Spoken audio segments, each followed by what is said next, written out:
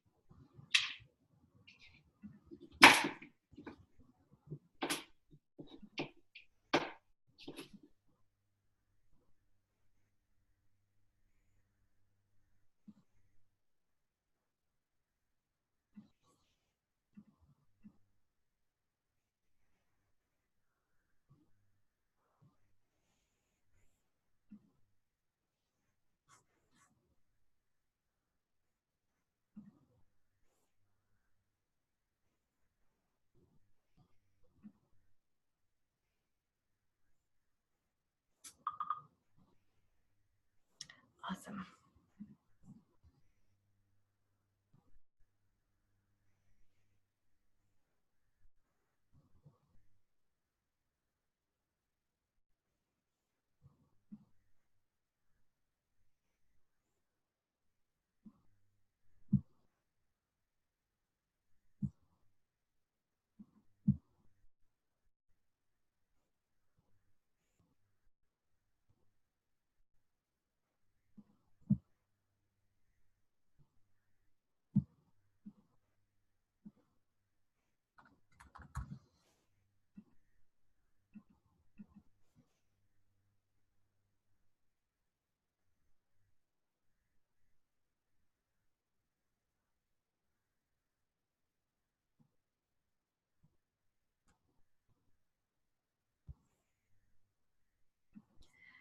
Okay.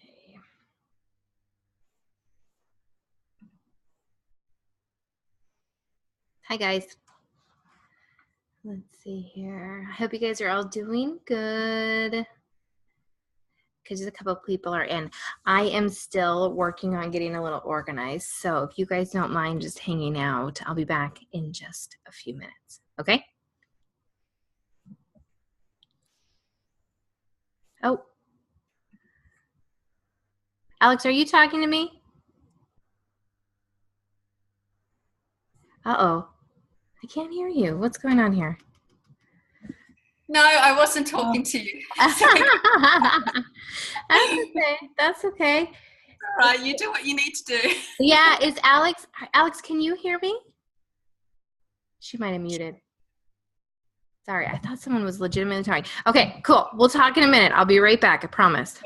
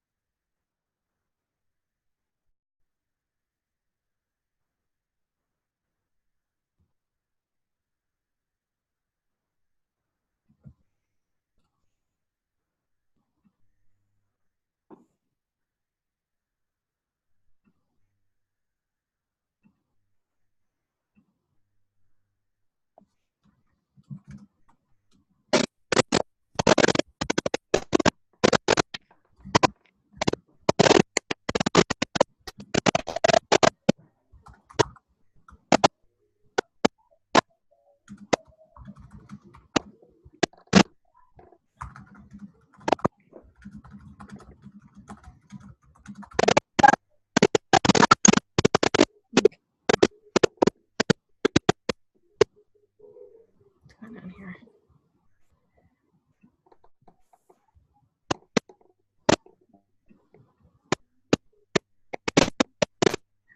Okay, hi guys.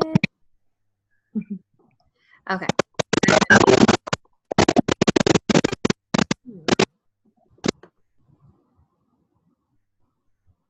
All right. All right. Hi everyone. How are you doing? Is Katie on here? I know I saw a picture of her relaxed with her dog. Hi everybody. I hope you're doing well. I hope you had a great Tuesday. We had a hot Tuesday. It was like 100 degrees here in Kansas. Oh, okay. Let me see. Hello. Okay. Hey. Hello. Okay. So while we're waiting for people to come in, if you have your book with you, I thought, let's do this. Let's get started this way. I'm a little worried about our discussion going on and on and on for hours and hours tonight. So we might skip around a little bit. So if you have access to the chat in a way that's not too cumbersome, I would love for you to go there and write in, like you can flip through the book quickly and write in, you can write 1 or 2 women that you thought were particularly interesting, what Colleen Mitchell had to say about them. You don't, in writing their names doesn't mean that you have to come on the video and chat about them. You're not obligating yourself to do that. But I want to make sure that we go through, you know, if we have to skip one, I don't want it to be one that someone really loved. So if you can, and I'll write mine in there too. I had 2 that I really liked, so I'll get started. Yeah, that's what I really liked. I'll lead the discussion on that one. Hemorrhaging Woman, yeah. Mm-hmm. Yeah, good. The Hemorrhaging Woman has always been one of my favorite stories. Yep. Have you guys, well, we have a minute here. I know a lot of people like The Hemorrhaging Woman. Have you heard this? Do you know who Danielle Rose is? She's a Catholic singer. She's actually from Duluth, Minnesota. Is it? She sings the song "Hem of His Garment." Yeah. Sam Cooke sang it like back in the day. Oh, I was trying to. I don't know if he wrote it. I was trying to find it on YouTube, and there's no recording of him singing it. Mm. But I'm sorry. Maybe it's a different song, but maybe it's the same one.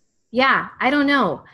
I love her. I'm not like a huge big music connoisseur, but I love that one. It's on her album. Whoops. It's on her, I think it's called I Thirst. Is that album? Her name's Danielle Rose, you said? Yeah. Okay. I want to look it up and see if it's the same song. Mm-hmm. It's really beautiful. Okay. And, you know, the woman with the, oh yeah, Anna the Prophetess, that's a beautiful one too. So the woman, yes, okay, good. And a lot of people, I know Alex has volunteered to jump on, and Megan. I wrote your names down, so you have to do it now. We have a Meg and a Megan. It's just to make things very confusing.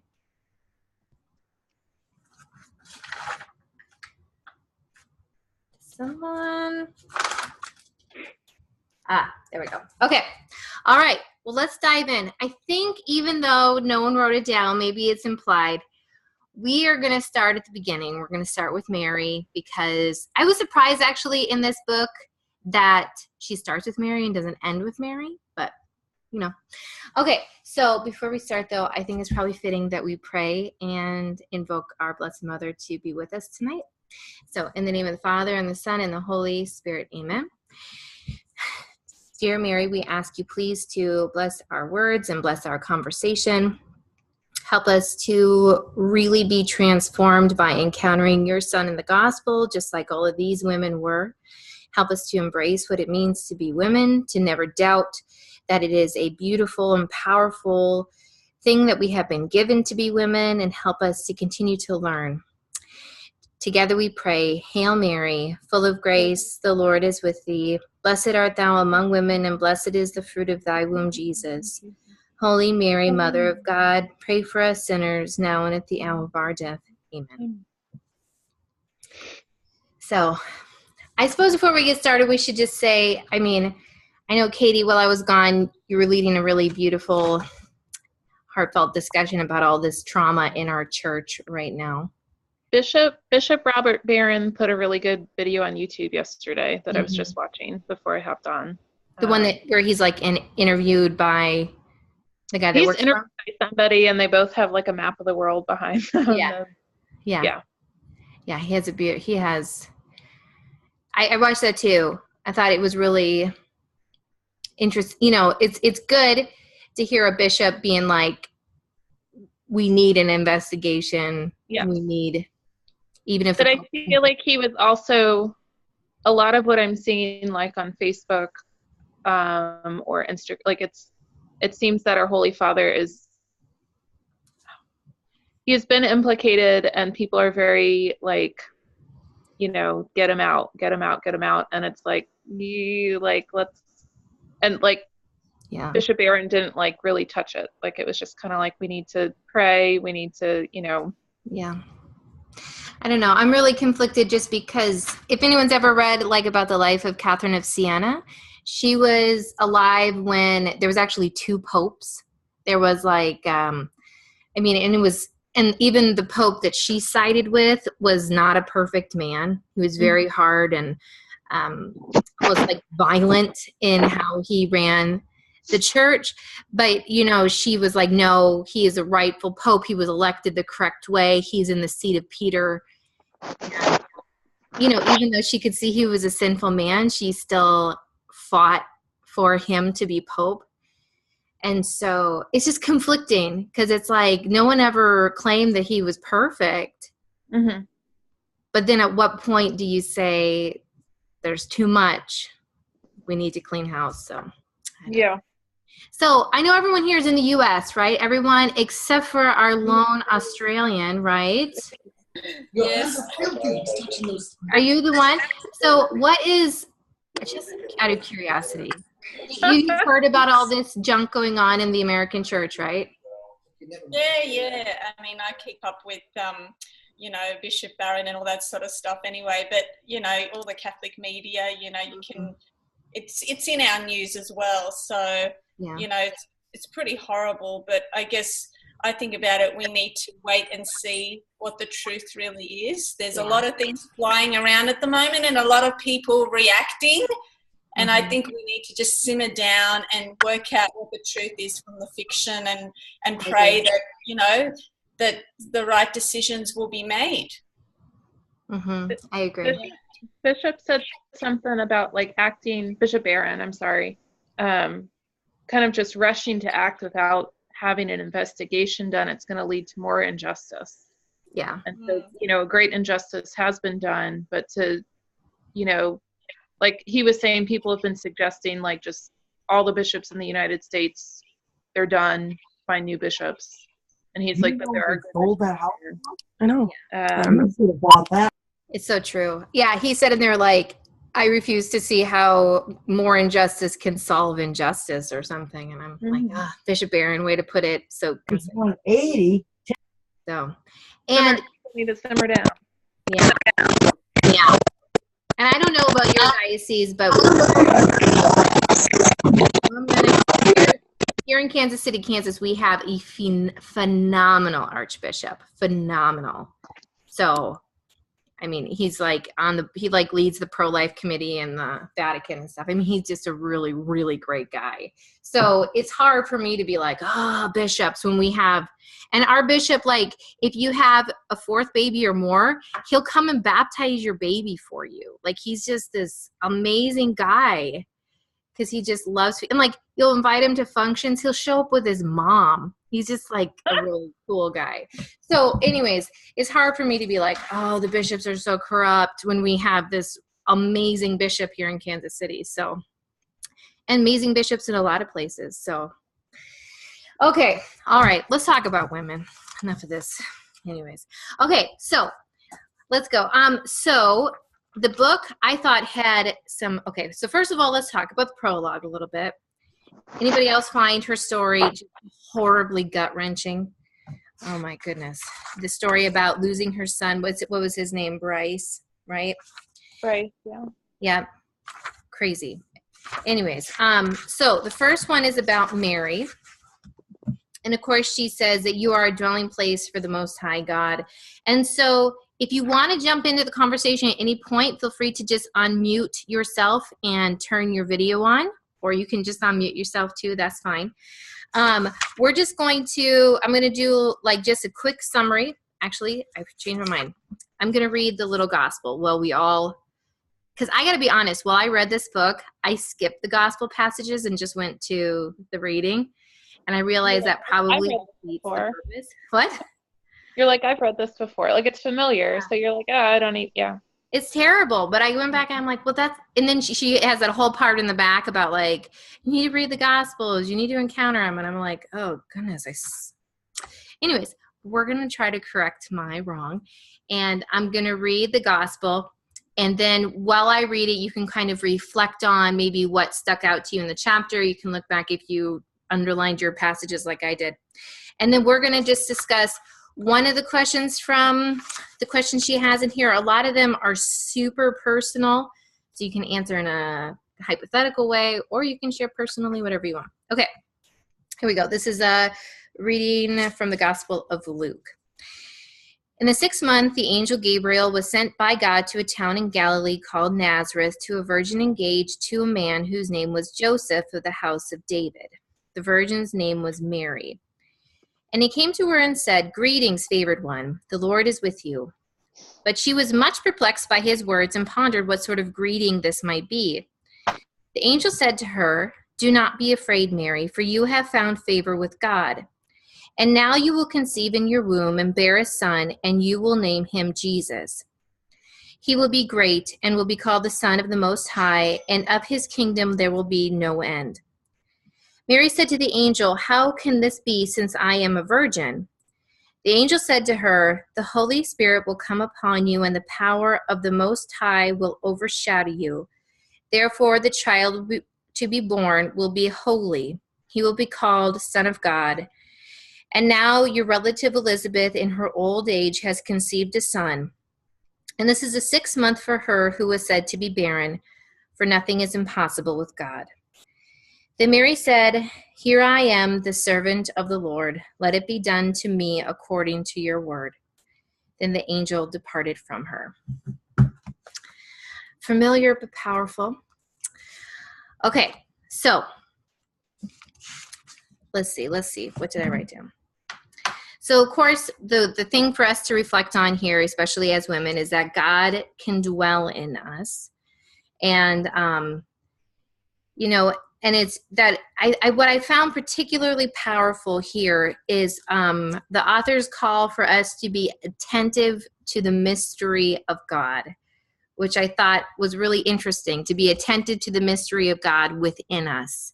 That there's workings, that there's mystery happening. I thought that was really a beautiful idea.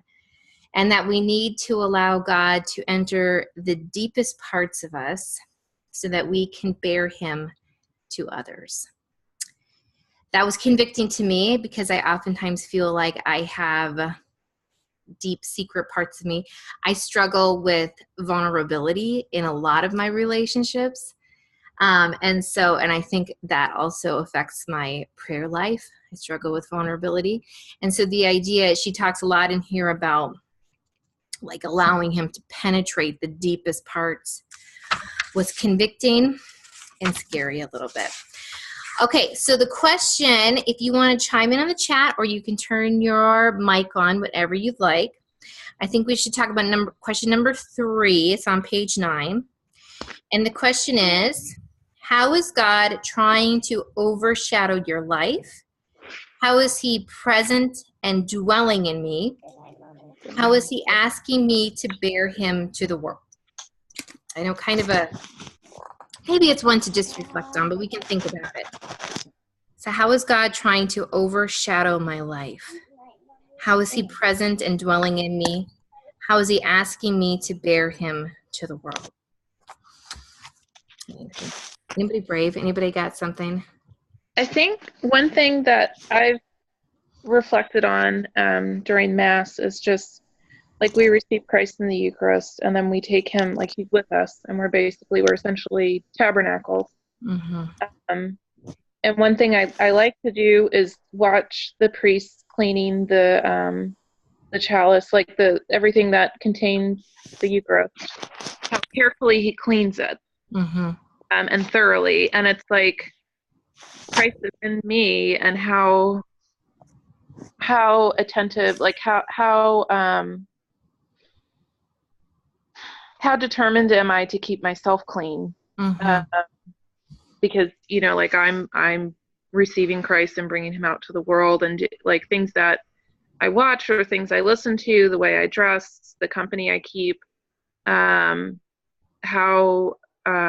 seriously do I take that call to keep myself clean? And that just watching him clean, the material after communion, is kind of I don't know. No, it is. Those are just physical objects that stay in the church, and we leave and we interact with tons of people, and No, that's a beautiful. I love what I have to keep thinking about is like, how am I allowing him to overshadow me, which is a pride issue, I think, for me.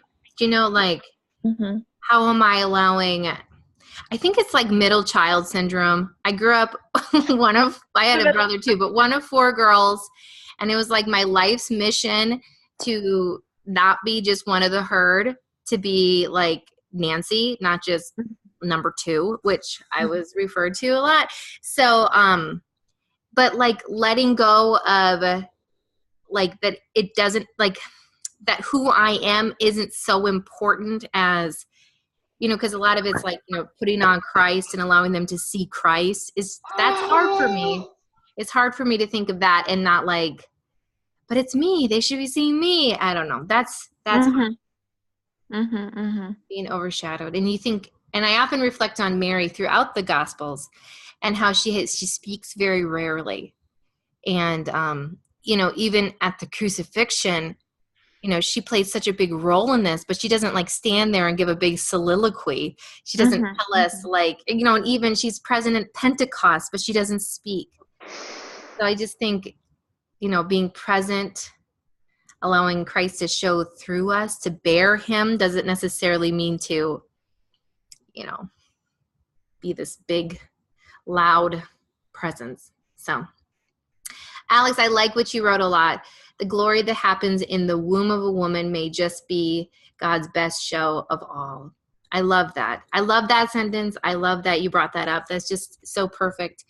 And it's a reminder that, like, and I feel like I see it in nature too. The idea that things keep going, that there's a mystery.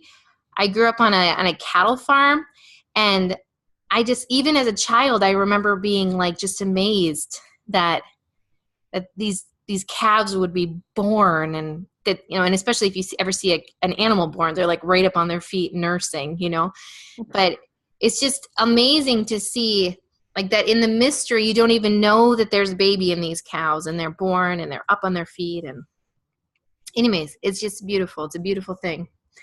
Okay. Any other thoughts? I don't want to be here forever, so we might keep moving.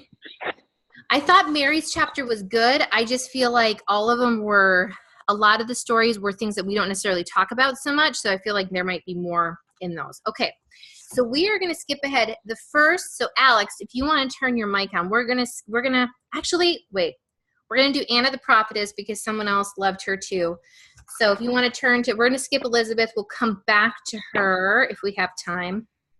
I thought Elizabeth was good, but I did like some of the other ones a little bit better.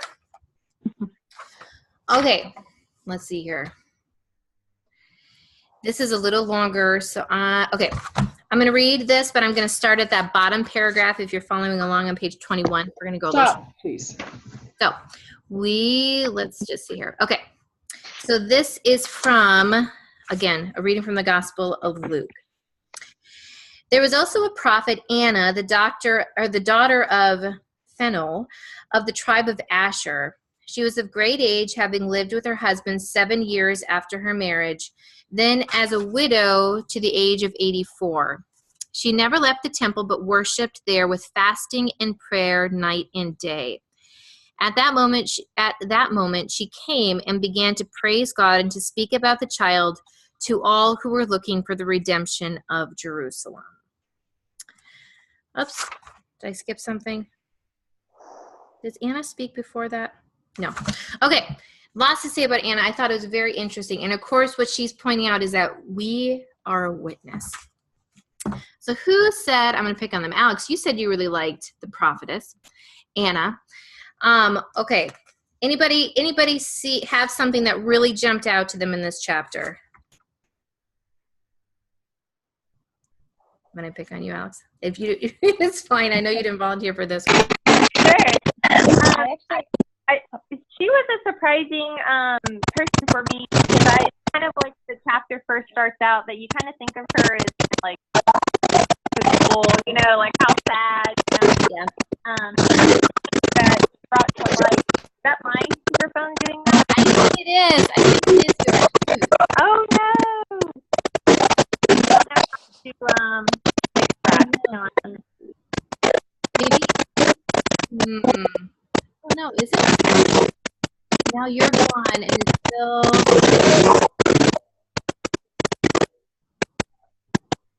Huh. Okay. I wonder. Was it Meg? Okay, Alex, go ahead. See if it's better now. Oh, she can't hear me. Oh, technical difficulties. Okay. All right. Where are you, Meg? Okay, Meg. Here? What did you think, Meg? Oh, Meg, I think it might be your microphone too.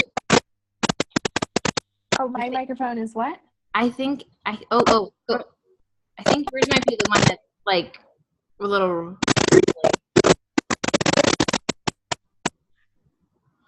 Whoops. Okay. Huh. Now? Yeah, Meg, you're good.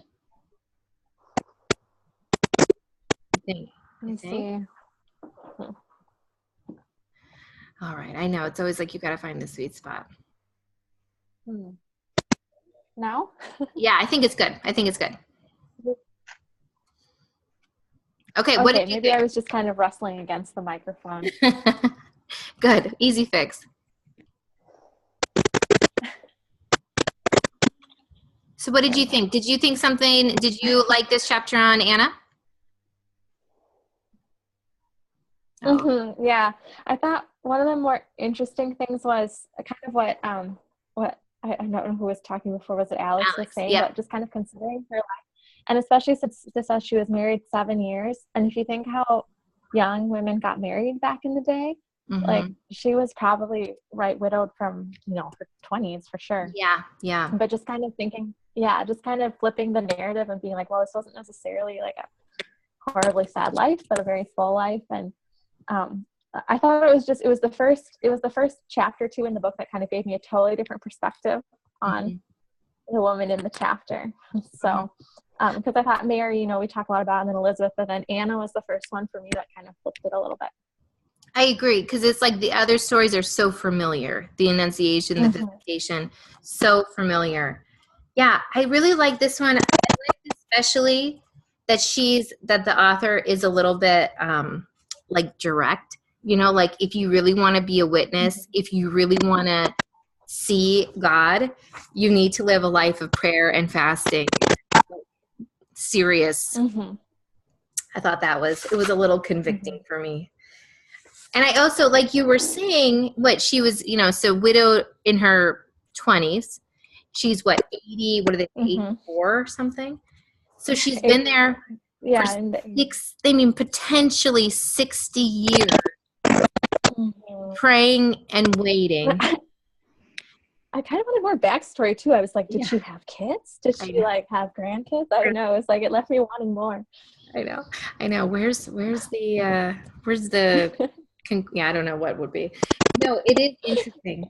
But, that's like the whole thing about this book is that, especially starting here and forward, is it takes these characters that are so like background elements, I felt, and they make you realize that they do really matter. Because I'm so used to reading that story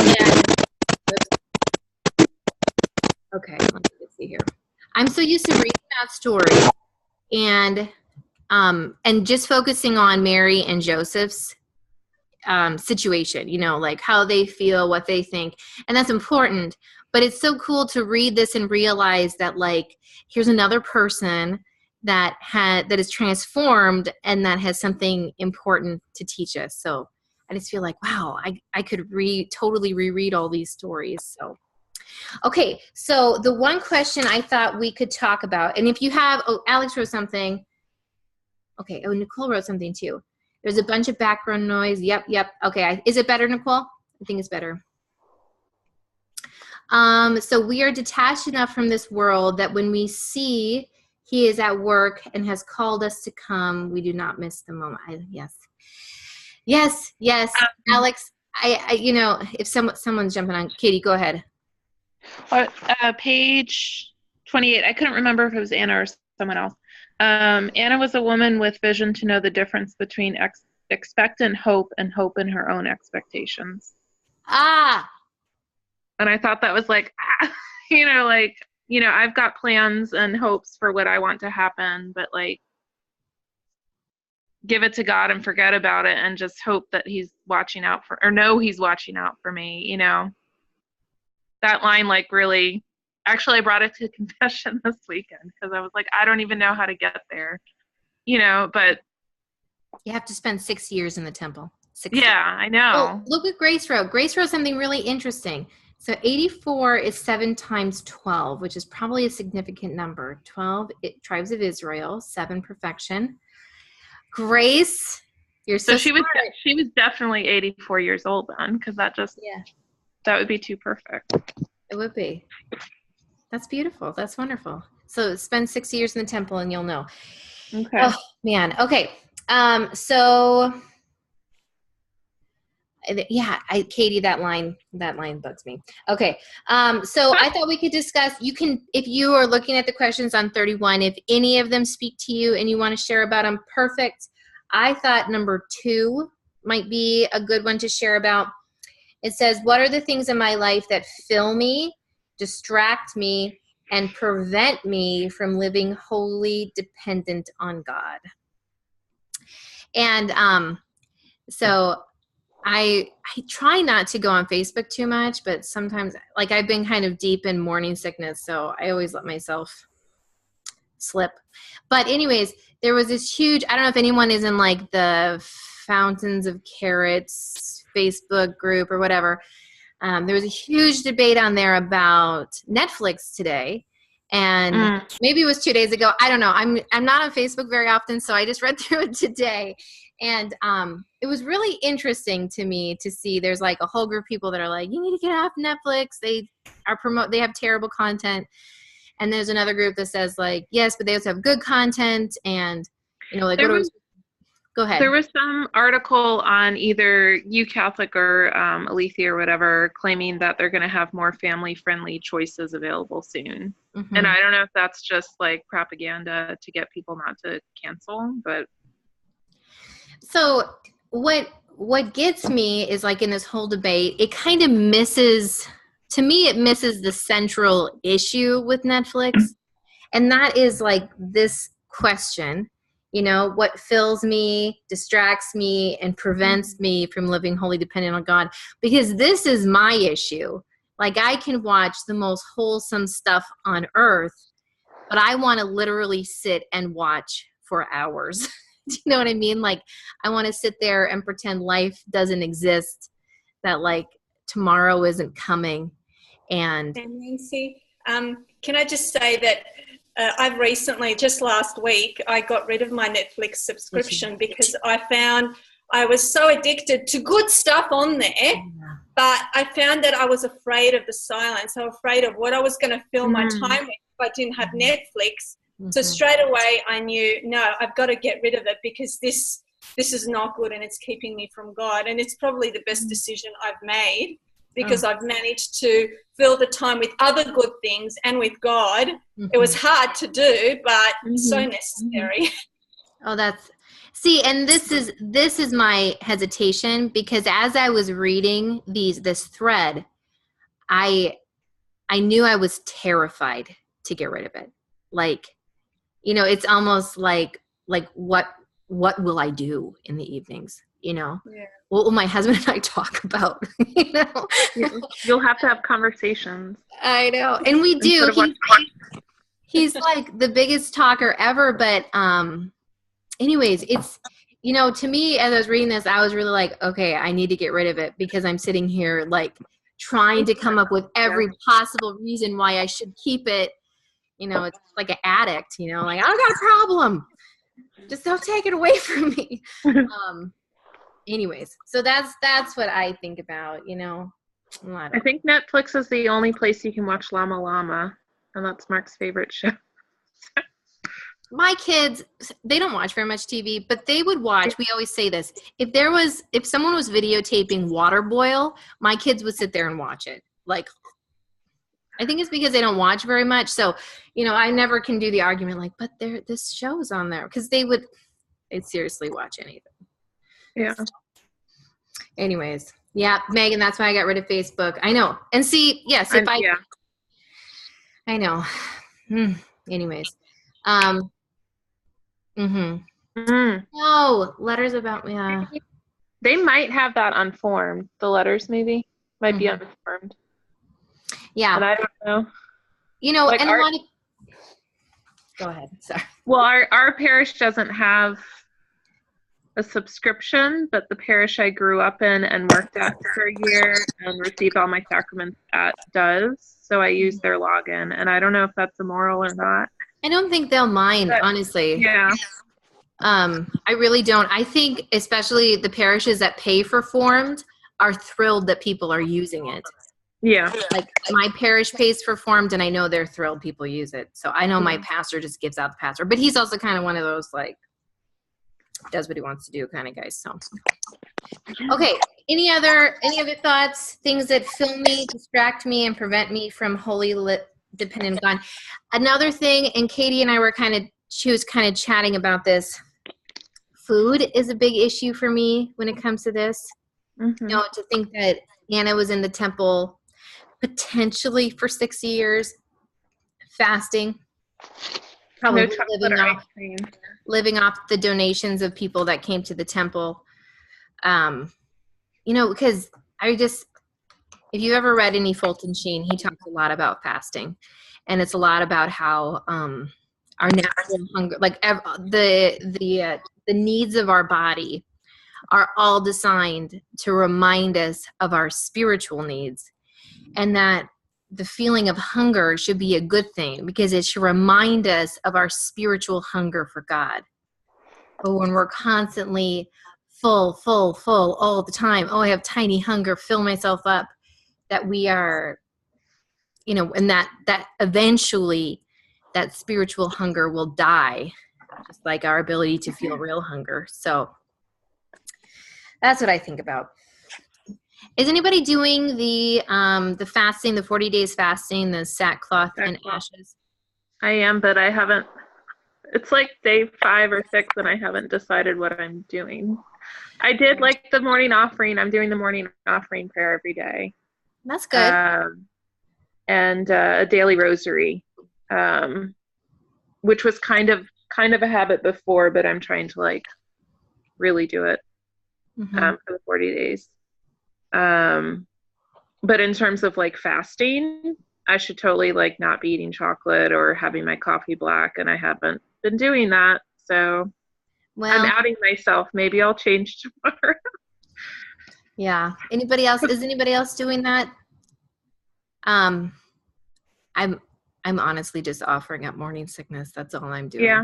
I'm not doing anything else. So that's how I kind of felt during Lent. Like, it was just like I was at a really difficult place in my life, and I was like, my life is a Lent right now, and I can't take on anything else. And so, and I don't know if that was a cop out for me, but well, to me, it's been a reminder, like when I am sick, to be like, if you've ever read, what is it, 33 Days to Morning Glory, Father Michael Gately, there we go, talks about putting your suffering on like a silver platter and offering it to Mary. And so I just think, okay, here, So, yeah, Grace, I hear you. And, I also firmly believe that if you want to do something, it doesn't have to be these exact 40 days. I think it's a really beautiful initiative, but I also think it's just maybe a reminder to do something. So, well, and it's very possible things won't be resolved by the end of September. So yes, I think that you can start fasting when everyone else isn't fasting anymore. I think that not you personally, but just if somebody isn't right now, Yeah, I think that is very, very true. Okay, so let's move on. The next one is the woman of Samaria. And Alex, do you want to jump on? I think your mic's okay, Alex, if you want to jump in. I will. Let's see. This is a really long one, but I think it's actually very good. So if you want to just look through this, if you're in your book, it's on page 32. I'm going to read the gospel passage, and then we'll jump in, okay? So this is from the Gospel of John. So he came to a Samaritan city called Sychar, near the plot of ground that Jacob had given his son Joseph. Jacob's well was there, and Jesus, tired out by his journey, was sitting by the well. It was about noon. A Samaritan woman came to draw water, and Jesus said to her, "Give me a drink." His disciples had gone to the city to buy food. The Samaritan woman said to him, "How is it that you, a Jew, ask a drink of me, a woman of Samaria? Jews do not share things in common with Samaritans." Jesus answered her, "If you knew the gift of God and who it is that is saying to you, 'Give me a drink,' you would have asked him, and he would have given you living water." The woman said to him, "Sir, you have no bucket, and the well is deep. Where do you get that living water? Are you greater than our ancestor Jacob, who gave us the well, and with his sons and his flocks drank from it?" Jesus said to her, "Everyone who drinks of this water will be thirsty again. But those who drink of the water that I will give them will never be thirsty. The water that I will give will become to them a spring of water gushing up to eternal life." The woman said to him, "Sir, give me this water so that I may never be thirsty or have to keep coming here to draw water." Jesus said to her, "Go call your husband and come back." The woman answered him, "I have no husband." Jesus said to her, "You are right saying you have no husband, for you have had 5 husbands, and the one you have now is not your husband. What you have said is true." The woman said to him, "Sir, I see that you are a prophet. Our ancestors worshipped on this mountain, but you say that the place where people must worship is in Jerusalem." Jesus said to her, "Woman, believe me, the hour is coming when you will worship the Father neither on this mountain nor in Jerusalem. You worship what you do not know. We worship what we know, for salvation is from the Jews.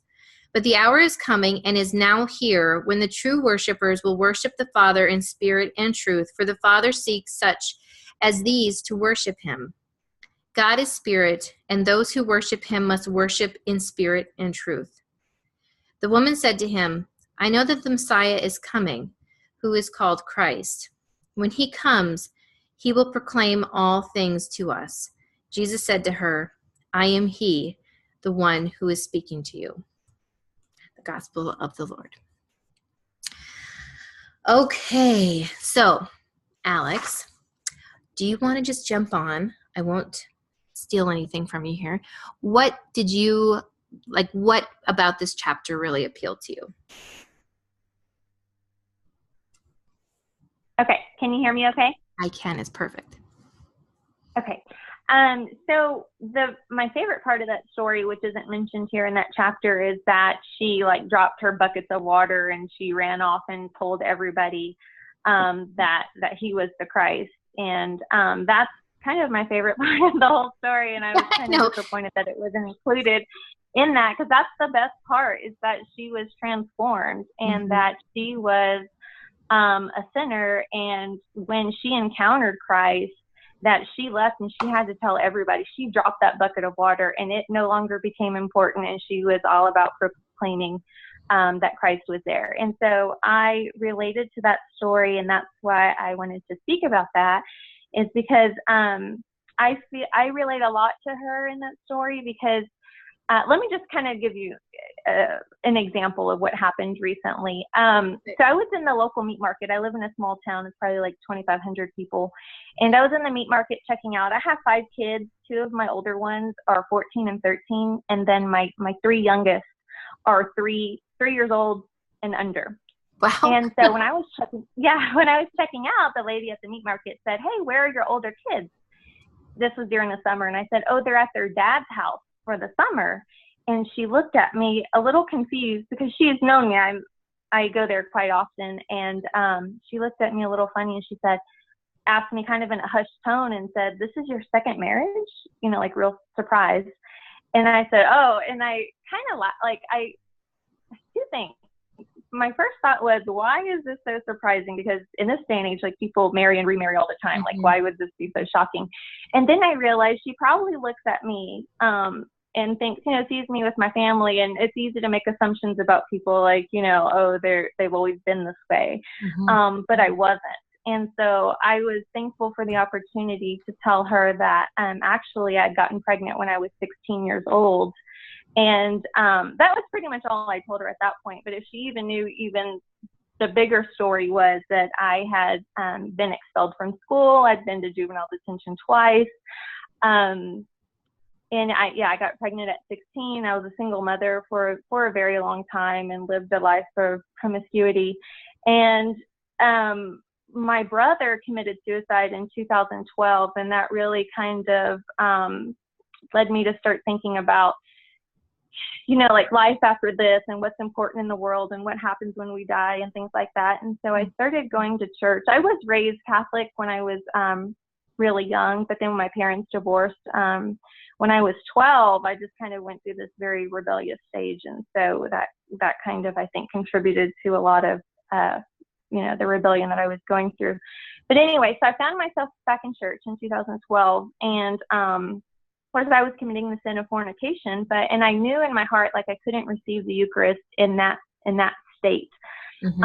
And so I had my 2 children at the time. They were probably like, I don't know, like 7 or 8. And so they were going through, I got them baptized at that time after my brother committed suicide. And so I got them baptized, and they were on track to receive, you know, the sacrament of First Holy Communion. And so when they were going up and receiving that, I knew I couldn't partake in that. And just the desire to have the Eucharist mm-hmm. led me to change my life. Because what I found that I was like the woman at the well, where I was filling myself up in things of the world, like in relationships and things like that. And I was always left feeling empty and coming back for more. And I felt like Christ talked to me through the living water, in this case would be the Eucharist.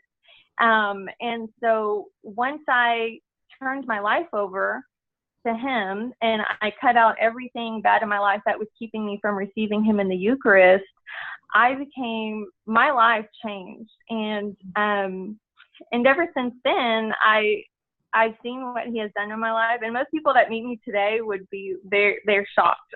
Yeah. Because I don't come across as the person that I was before. And so they are just like, wow, really? Like I would have never thought. I've had so many people tell me that. And I'm so happy to talk about my past now, whereas before I carried a lot of shame about who I was and kind of the journey that I had taken. But because of Christ and what he's done in my life, I'm able to see that as a really good thing and to say, no, this is the power that he has to transform your life from something that's broken and empty to very fulfilling. So that's why I related to that story. Oh my gosh, what a story. That's crazy. Wow, that is so beautiful. You know, Alex, and what so my I think we all kind of know people that, oh, is this you? Are your video on now? Hi, Alex. Oh, yeah, sorry, I didn't know it was not on. That's okay. Man, I had no idea that was your story either. That's so beautiful. Did you meet your husband through the church then, or how did you meet him? I did. So it was funny. So, and that's the other part that is so amazing. So, before I turned my life over, I I didn't realize how much I was settling, because I was just looking for love and trying to feel that.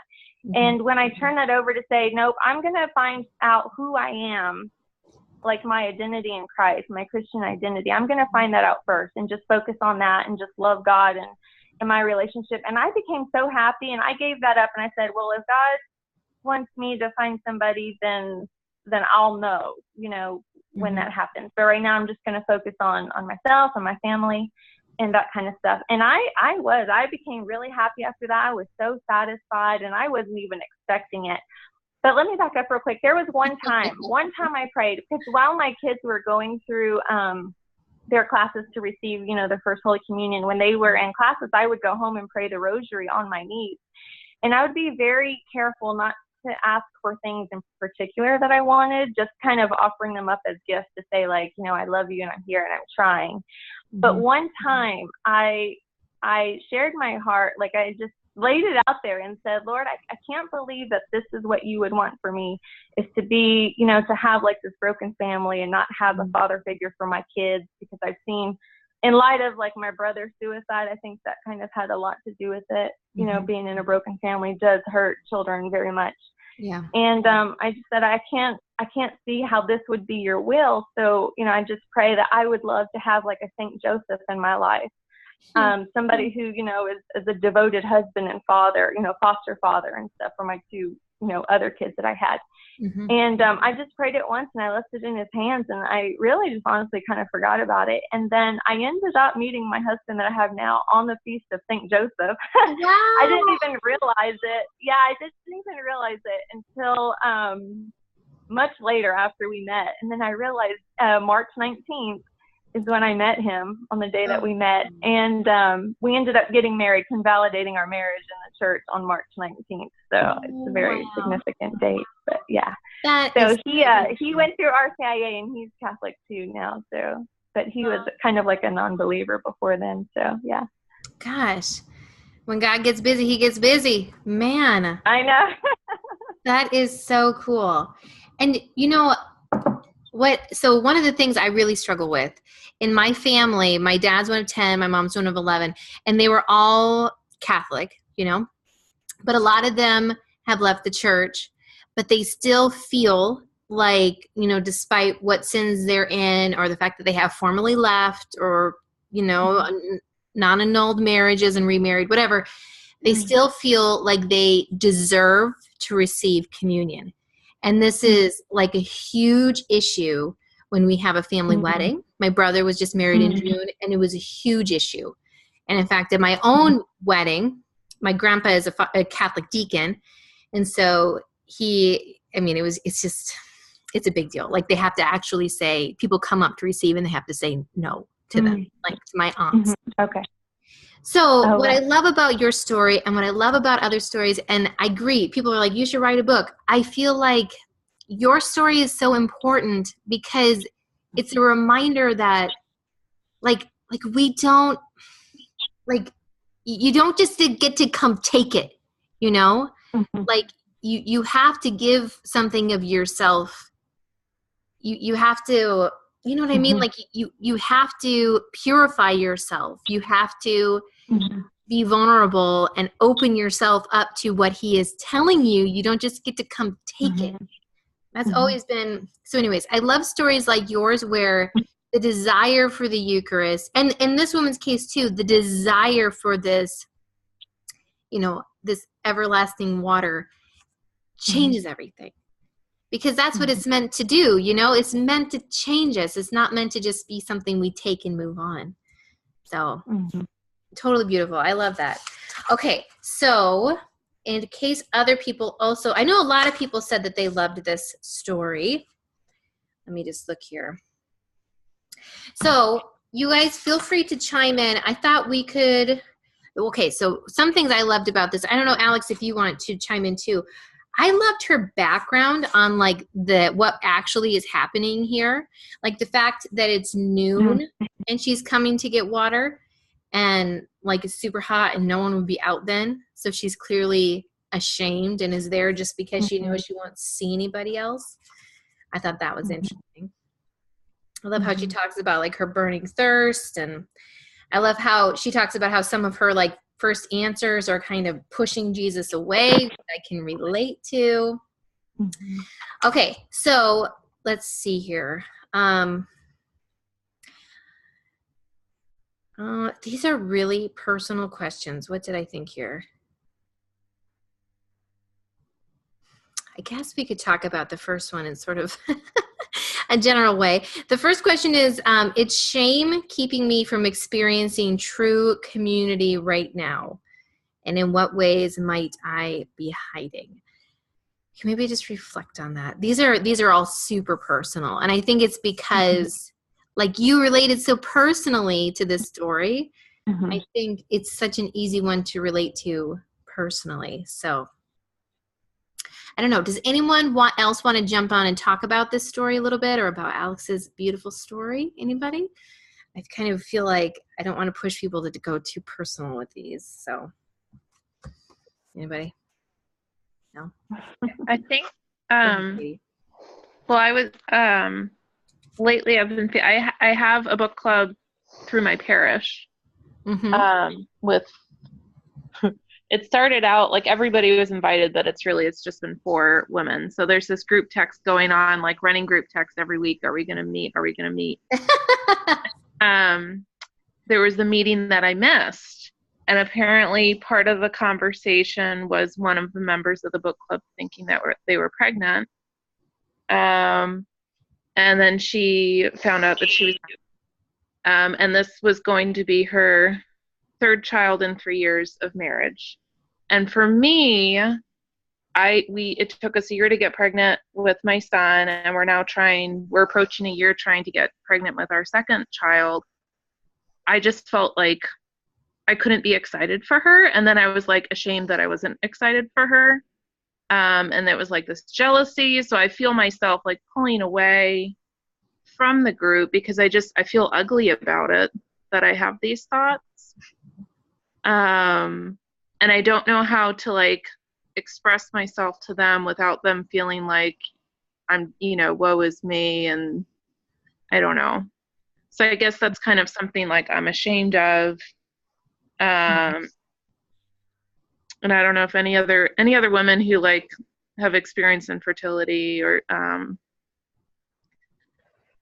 it's just, I don't know, like I don't want to be there because she is going to be pregnant soon. She is, because that's just, she usually it's 2 or 3 cycles and she's pregnant, and, so, like the news is imminent and I'm just kind of like bracing myself for it because I'm going to have to be excited for her because she's my friend and she's, but it's just really, it's hard.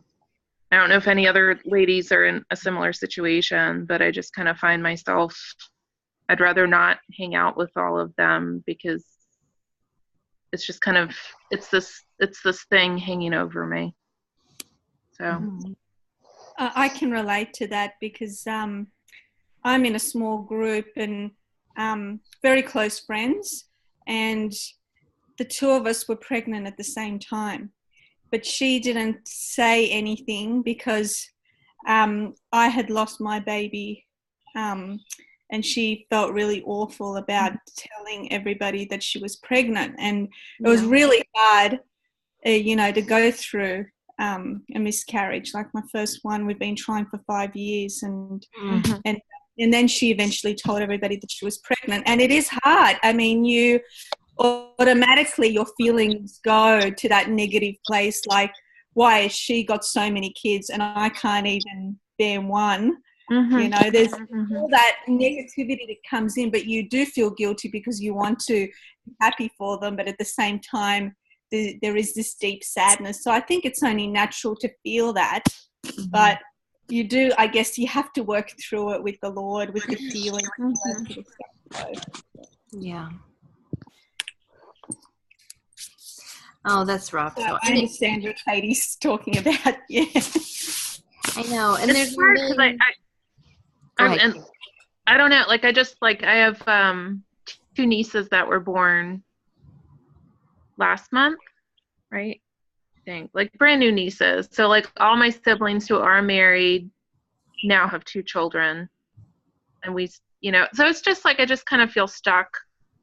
And I'll, you know, I don't know. And then I have friends that make like, well, I don't know. They just say things without thinking sometimes, and it's. Mm-hmm. No, Yeah. I know it. I know it. It's fertility is such a crapshoot. No, I know. I just had it. I mean, it's so immature, but I just like had it out with one of my sisters. My sister has had 6 pregnancies and never lost a baby. Mm-hmm. And we were in France, and like, you know, I was just like, oh gosh, I haven't had prenatal. I'm really nervous. I just want to hear that baby's heartbeat. My sister's like, Nancy, what will be, will be. And I'm like, it's so easy for you to say. You've never lost a baby. Anyway, it's like, but it's just, she meant to be kind, you know, and so there's so many different, I feel like there's so many different crosses related to fertility. Mm-hmm. And when you're carrying one, the other one looks easier. Yeah, totally. You know, like I have a hard time sympathizing with people that like just get pregnant very easily and they have to like, you know, we have so many children and we need to strictly avoid pregnancy for the rest of our fertile years. It's like, I don't know. But if I could be in their situation, I feel like I would be, like it would be really difficult. Totally. So. Totally. And it's so emotional. It's so emotional, you know, which doesn't make any sense. What bothers me the most during these years is how utterly powerless you are, you know, and how you have to just abide in the unknown. That is what kills me. It's just like, I don't know. My husband and I are always saying, like, if we could just see 10 years out, this is the situation, even if it's not what we wanted, we can make peace with it. Yeah.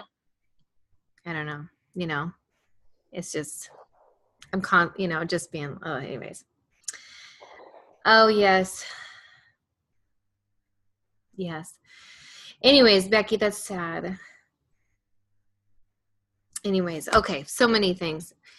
I do pray very much for you girls that are going through infertility. That is just the roughest. I just don't think, you know, you can all say this is harder, that is harder, but I don't know how it gets harder than infertility. That is so hard. Except maybe hemorrhaging constantly. Okay, that was my segue. Let's move on. Let's move on to the next one. Okay, so I have a link here. There you go. This is an album by Danielle Rose. I know a lot of you said that you have listened to Danielle Rose.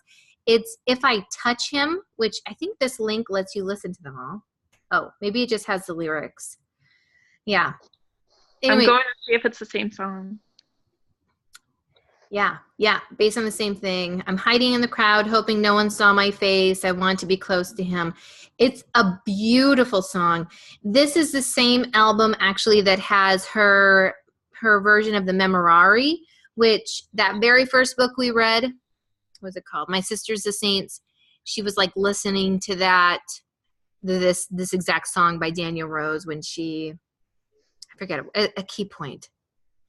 I forget when it was. But anyways, this is a beautiful album. I love it. She also has a song for each mystery of the Rosary, including Luminous, I think. I haven't listened to that in a little while. But anyways, I love Danielle Rose. Okay, so I believe Meg is coming on to talk about the Hemorrhaging Woman. So we'll do that. This is a short one, and she's one of my favorite gospel women, so I'm going to read it. Okay? So this is from the Gospel of Mark. A large crowd followed him and pressed in on him. Now there was a woman who had been suffering from hemorrhages for 12 years. She had endured much under many physicians and had spent all she had, and she was no better, but rather grew worse. She had heard about Jesus and came up behind him in the crowd and touched his cloak, for she said, "If I but touch his clothes, I will be made well." Immediately her hemorrhage stopped, and she felt in her body that she was healed of her disease. Immediately aware that power had gone forth from him, Jesus turned about in the crowd and said, "Who touched my clothes?" And the disciples said to him, "You see the crowd pressing in on you. How can you say, 'Who touched me?'" He looked all around to see who had done it. But the woman, knowing what had happened to her, came in fear and trembling, fell down before him, and told him the whole truth. He said to her, "Daughter, your faith has made you well. Go in peace and be healed of your disease." The gospel of the Lord. I love this chapter because it is so powerful that you are known, which, again, maybe middle child syndrome. I always felt like I was overlooked. But anyways, okay, so Meg, why don't you try your mic and let's see if it's working. Any better? Let's see, it's still real static. No, like it sounds okay on my end is the thing. It's when you're talking, it's fine. So, hey, why don't you just dive into what you love? As long as you're talking, it's fine. So go ahead and just start talking. Okay, sorry. Yes, I don't know. I'm at my in-laws and the internet. We're in South America right now, so the internet's a little shoddy in the country. But so yeah. So but what I loved about this chapter is I think first of all the experience of just like woundedness is so universal. Like everyone can relate to this in some way. And there's a couple things that really stood out to me. And like, first of all, I don't think she touches on this really in the chapter, but just that it says that the woman has tried everything else. And I think it's really common that sometimes we do that. Like we try a lot of other things to like heal our woundedness before we just go to Jesus, which we should always start with. I mean, I really shouldn't have that option, but and then I also love that, one thing that always strikes me about this too, and also something that she talks about. So Jesus is on his way to raise a girl from the dead, right? Mm-hmm, mm-hmm. And I feel like sometimes I think like there's so many things going on in the world that I feel like my issues are so minor, and does Jesus really care? But here he like stops. I mean, and she's actually trying to like not even bother him that much, right? She's just like, I'm just gonna touch with him, and he actually show like on his way to perform a much greater miracle, and like specifically asked, who touched, and then it says that she told him the whole truth, which I don't know what that, I always thought it was beautiful. Like she told him the whole truth, and I don't know what she said, but it seems like that might have taken some time as well. Yeah. And so I think that truly, so I think that I've always loved that aspect of it, that he's on his way to this much, but he does have time like to heal your individual woundedness, even if you think it's small or it's insignificant, like that he still cares, or that God cares individually, kind of that like the idea of the chapter of being known.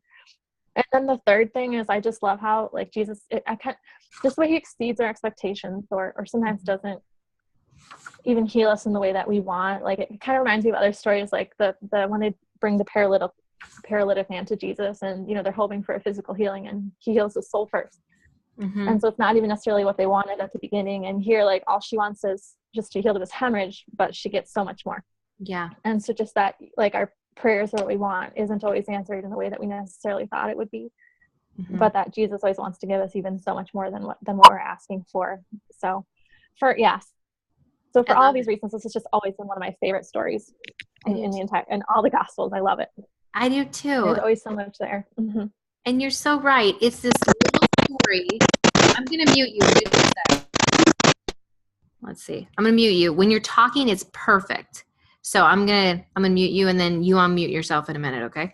So one thing I really loved is that they say, the disciples even say, like, everyone's pushing up against you. Like, why would you say who touched me? Which implies that there's many people touching him and like pushing on him, And so it just to like that this woman obviously like approached him with reckless faith, like this will happen if I touch him. And just to think, like in all of our encounters with Jesus that are just as real in the Eucharist, if I approach with that sort of reckless faith, like what can I expect? Which is something to think about. So anyways, okay.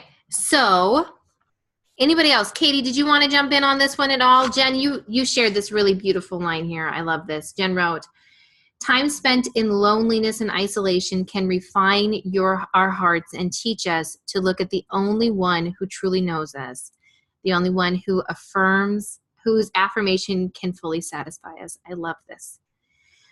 I love that. Yes. Beautiful. Yes. Okay. So anyone else want to jump on? I know this is a favorite story of a lot. So anybody else want to talk about this story? Have a little bit to say about it? I need to find that song by Sam Cooke. Go ahead. Look for it. Share the link if you find it. Well, I need to find, because I remember, like I said, it took us a year to get pregnant. And then like the week that we were wondering whether or not we were was like this crazy, I was spotting, I needed to start progesterone, whatever. They confirmed that I was pregnant.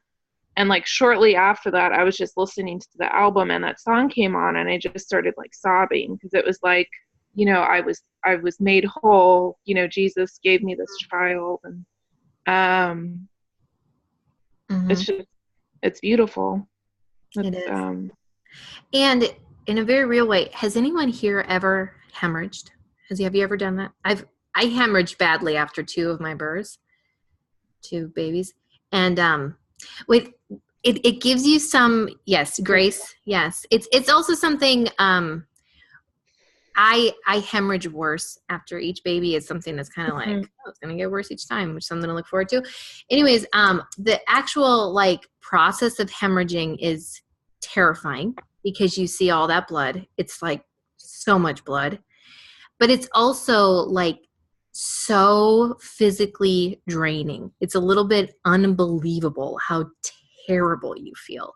Like and it kind of hits you days afterwards, you know, because you've just lost so much blood volume.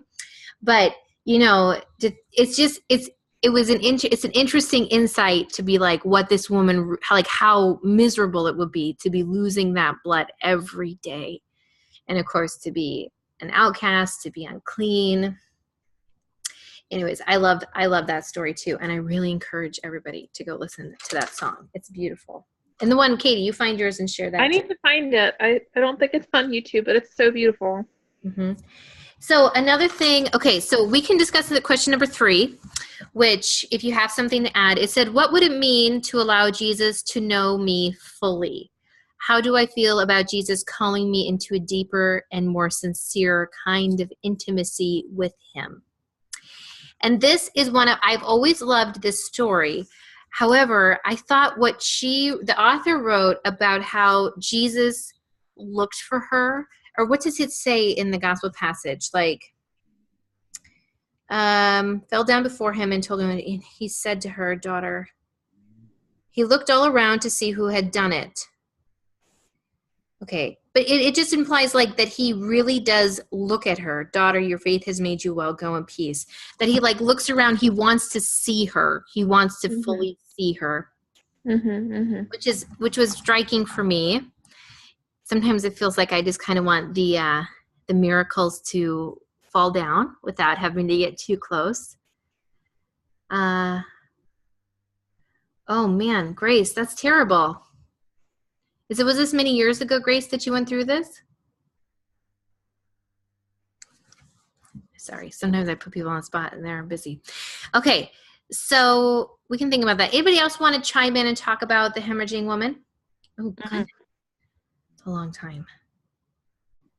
Ugh, I bet you felt terrible that whole time. That's a long time to be suffering like that. Okay, beautiful. So much to think about. Okay. We are going to, let's see, no one has volunteered to talk about the woman caught in adultery. However, I thought that this was a beautiful one, so we're going to do it at least quickly. I just thought that this was one of those stories that she pointed out.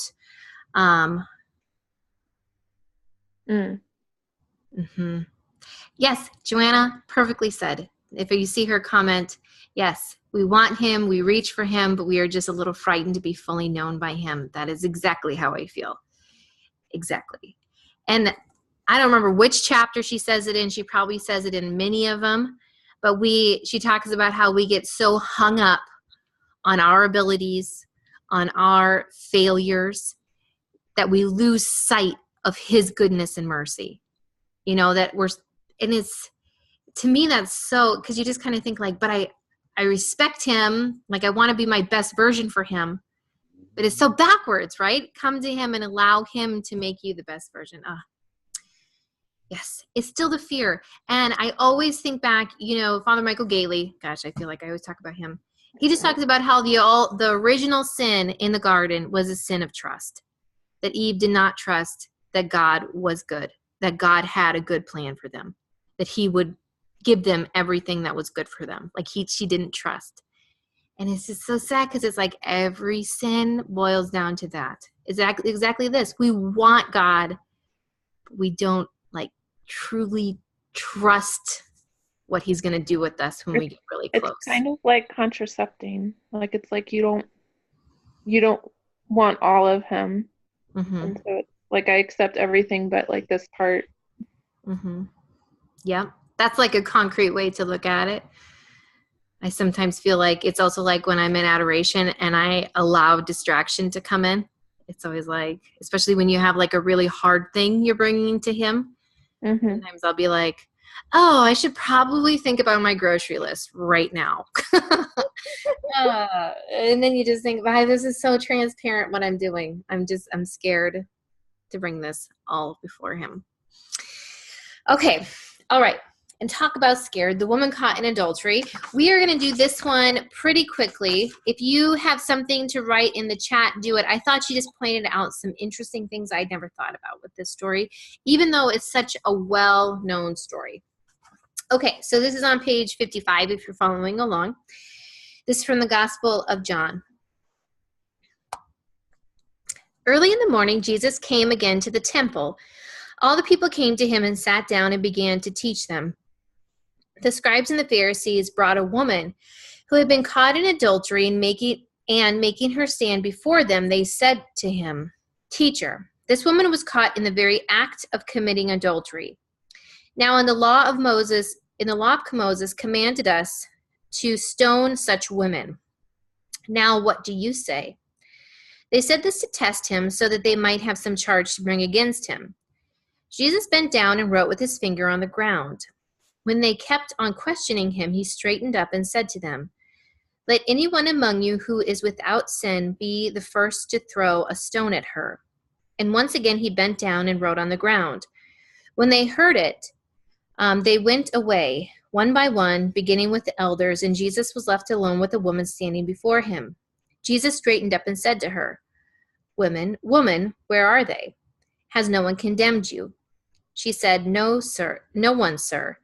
And Jesus said, "Neither do I condemn you. Go your way, and from now on do not sin again." The Gospel of the Lord. Okay. Good. Okay, I'm going to look here.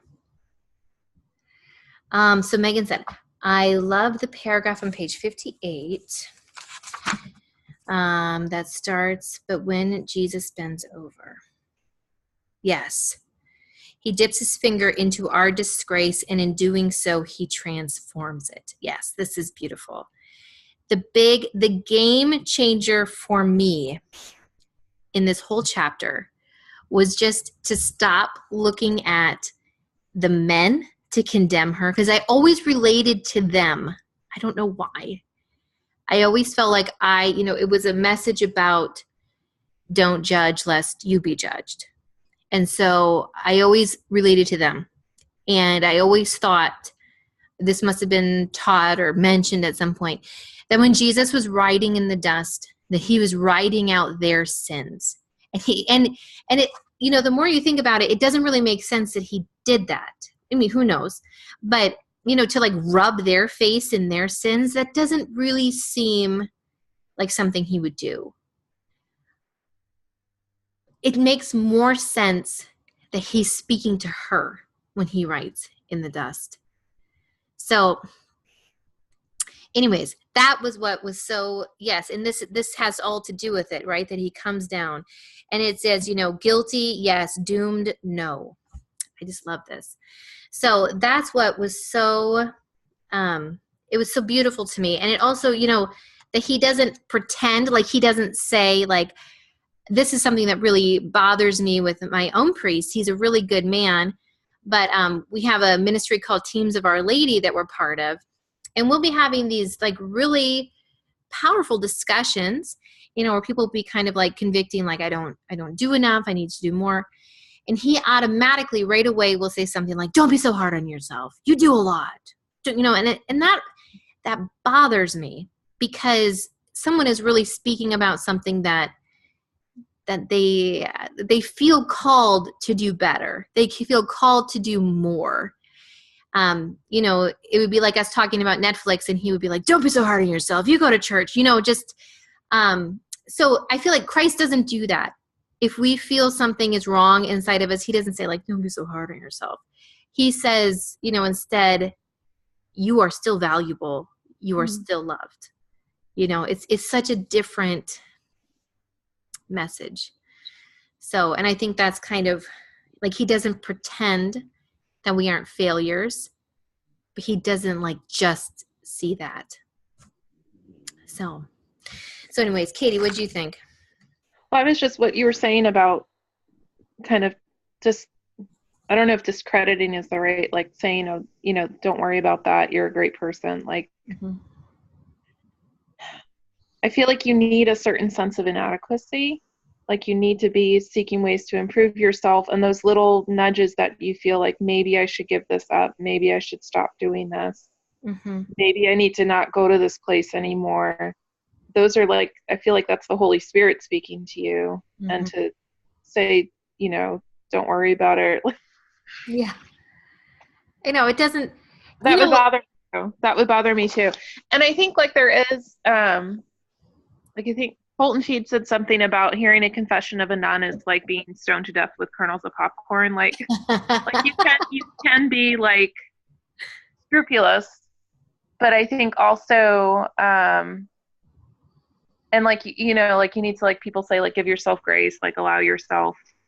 But I think also like not, you need to be looking for ways to improve and to become holier. And yeah. I agree. So let's see. Megan said, the last paragraph on page 62. Yes, you fell, but you will not live here forever in the dust of your sin. Beautiful. It's just so beautiful. And you're more than your sin. Yeah. You're free. Ooh. Oh, Grace. All the things said online. There's a lot of stupid things said online. Yes. It's all baby steps, right? And for someone that has been away from the church to go to Mass every Sunday, good job. See, this is what bothers me, is that there's no like checklist, you're never done. You're never accomplished. Yeah. Like there's I guess until you're dead. And then even then, if you're in purgatory, you're still working on it. So absolutely. And I think anyone that would say that has never read a biography or autobiography of a saint, because what's always so striking to me in those is how glaringly they still see their sins. And how they are still, if it's one step after another, how they are still taking steps up, like St. Therese, St. Catherine of Siena, St. Francis, they all are like, I'm not there yet. I'm not there yet. So to say like, oh, I'm a super A+ Catholic, like it just doesn't even make sense. Yeah. Yeah. But no, what I love too, this whole thing is about forgiveness and accepting forgiveness. And to me, those are like two very different things, that, because I can just see, I mean, it's so embarrassing. While I was reading this, I was thinking like, oh my gosh, if she was caught in the act of adultery, is she there naked? Is she, did they allow her to get dressed? Like how mortifyingly humiliating is this? Even if she is dressed, someone probably saw her undressed, these Pharisees and scribes. I mean, this is horrifying. And to think, I just think I would like crawl under the dust and try to live there forever, or just run away. And, that he tells her to get up. And she does. That's a huge part of it. Okay. If anyone would like to jump in, the two questions I thought we could talk about. maybe just think about, because they're, again, personal. Is there an area in my life about which I condemn myself, refusing to accept God's forgiveness and believing that I am worthy of a spiritual death sentence? Area of my life which I condemn myself, refusing to accept God's forgiveness. I had a priest tell me once in confession that not believing that you're forgiven, like I had confessed something and then I came back to confession and I was like, I really don't believe that I'm forgiven of that. Like it hadn't happened again. It wasn't something I was doing again, but it was like, I can't believe that I've been forgiven. And he's like, that's a sin. Yeah. That's another sin. And it's like, oh, well, yeah. Well, but it's true. Like the devil wants to keep us on the ground. Yeah. He wants to keep us down there. And yeah, it's one thing that I struggle with and feel continually inadequate. I don't know. I always feel very inadequate as a mom, like lose my temper and not doing all the things, or we're doing too many things, or I struggle with a lot of guilt about that stuff. This is like, maybe, I don't know if this is bad to segue into the Martha and Mary chapter. I didn't actually get through the whole Martha and Mary chapter, but the end of the scripture, where was it? There is need of only one thing. That one line. I feel like with motherhood, like it's very tempting to like create this like list for yourself at the beginning of the day, and these are the things I'm going to accomplish, and like, you know, maybe that involves some things with the children, but a lot of it is like chores around the house or errands that you need to run or people you need to call. Or things like if you have like things you need to schedule or whatever, and it's just like really the most important thing, you know, is providing love and being Christ to like the people that you're with. And so that just one line, like just, I was like, I need to like write it and just put it somewhere, like, and I think that one thing is like getting to heaven, like, is what I'm doing today going to help me get to heaven, help my son, you know? I know. And what is so irritating, and I think a lot of people, we all have the motherhood thing. What's so irritating to me is that I can hear that line from the gospel, and it can condemn me. Do you know what I mean? Like it can be. There is need of only one thing. Yes, it feels like condemning. It feels like yeah. But I feel like it could also be comforting. Yeah. In a way, because it's like, I feel like sometimes I didn't accomplish, like the days, I have really good days with my son, and then I have days where I like struggle, like I'm just so distracted with all the other things that I want to do. And it's easy, I don't know if I disappeared, I had the chat. It's easy with the like good days with him are the days where I feel like the house has gone to pot, like it looks awful. And you know, the sink's full of dishes and there's dirty clothes everywhere, and his favorite thing is like drag the hamper around and like dump the dirty clothes out, and because he's a dump truck, and it's so helpful. So yes, so helpful. So I mean, it can be condemning because you feel like you're failing and you're not focusing on that one thing, but I think it could be like an excuse to like let some other things slide and just focus on, you know, did I pray with my children today? And did we talk about God at all? And yeah. Yes, it's a lot of people are sharing things in the chat that are just, I'm like so relating. Nicole wrote about losing her temper. Sister, yes. I go to confession with the same priest, and I feel like sometimes he's going to be like, stop it already. You know, like how many times you got to come in here and confess this? Oy.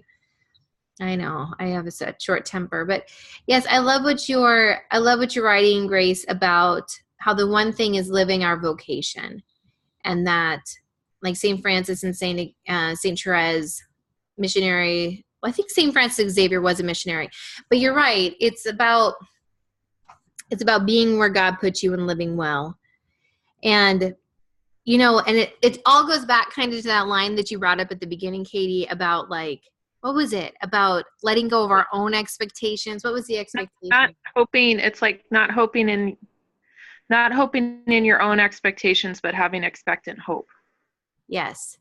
Which I don't. That Yes, sounds really great. I think it's like something I need to like go sit on a mountain and think, or I guess in front of the monstrance. Yeah. And you know, I think it's about putting your hope in heaven, yeah, and not in your own designs and plans. Yeah. I think with the yelling, like I struggle with that too, and I find a lot of the time my yelling it's fear-based, like he's about to hurt himself, or if he keeps doing what he's going to do, he's going to get hurt, or the dog's going to hurt him, or and that's usually when I'm yelling. And I don't know, there was some article I read a while ago that was like, you know, anger stemming from anxiety and worry. Like you're not an angry person, you're an anxious person, and you're worried about it. And I don't know if that's just like, I need to pray more. I know my dad is like, do you ask his guardian angel in the morning to keep him safe? And I don't do that consistently. And that's something, you know, we should be doing as mothers. And maybe that would lead to more peace and less yelling on my part, but I don't know. Yeah, when they're not listening. Is it between the hours of 3 and like 7 in the afternoon? Oh, yeah. No, it's my issue is I have a child that is a wonderful child, and he will make a terrific adult. He just does not make a very obedient child. So that is my issue. I love him to death, but doing homework is like the absolute death of me every day. Okay, so anyways, beautiful points. I really did love this story. So let's move on to Mary and Martha. I thought this one was a really great one too. So we'll move through it pretty quickly though. I know a lot of us are really familiar with this story, but I feel like she gets at the heart of some pretty key struggles for women, at least this woman. Okay, so I'll read it quick. I'm reading from the Gospel of Luke. Now as they went on their way, Jesus entered a certain village where a woman named Martha welcomed him to her home. She had a sister named Mary who sat at the Lord's feet and listened to what he was saying, but Martha was distracted by her many tasks. So she came to him and asked, "Lord, do you not care that my sister has left me to do all the work by myself? Tell her then to help me." But the Lord answered her, "Martha, Martha, you are worried and distracted by many things. There is need of only one thing. Mary has chosen the better part, which will not be taken away from her." The Gospel of the Lord. Praise to you, Lord Jesus Christ. Praise to you. I'm so happy that the story does not mean what I thought it meant for many years. Okay, so I'm just going to go through. We're getting a little long. I promised my husband I wouldn't go past 10. So, and your husbands might appreciate that too. My husband's still at work. What? He came home and then he got called back. It's okay. Oh. Well, it's a good night for a book club then. Yeah. Okay. Okay. My favorite point that she makes, and she makes it several times, is that we aren't called to change our temperament. And I really appreciate that we aren't called to change our temperament. Because in certain company, I can feel pretty inadequate sometimes. If you ever have hung around with contemplative people, and of course, being contemplative is something you develop. It's something that, you get into sort of. But it also is a personality, a personality that thrives in quiet and reflection. And I'm not necessarily there, but I can feel pretty, I can just feel pretty inadequate when I'm around people that are truly contemplative. And don't mind. I have a fear of missing out. I want to be active. I'm also kind of like, I like to host. Do you know what I mean? Yes, I like to be busy. Nicole wrote that. Yes. So anyways, so I just really appreciate that we're not called to change our temperament. So just curious, if you have easy access to the chat, before you get into like what she's writing about here, I just would be interested. How many of you feel more of a Martha and how many of you feel like more of a Mary? And it can be kind of like, if you take away even your life situations, I know many of us are caring for others. Yes, John, I'm with you. But just like deep in your heart of hearts, are you Martha or Mary? Oh, we have a Mary. That's great. I'm a Martha. I'm totally a Martha. I feel like I want to be a Mary, but I feel obligated to be a Martha. Because I want to show that I've done something while I've been home with my son for the day. I know that's like, I'll get over it, I think. If you put yourself, it's not even like in your life, because some of us, a lot of us are called to, be doing dishes and stuff. So, but if you think about this situation, 2 sisters, they don't have a baby running around. Like, would you be the person that's stressed out about what people are eating, or would you be the person sitting at his feet listening?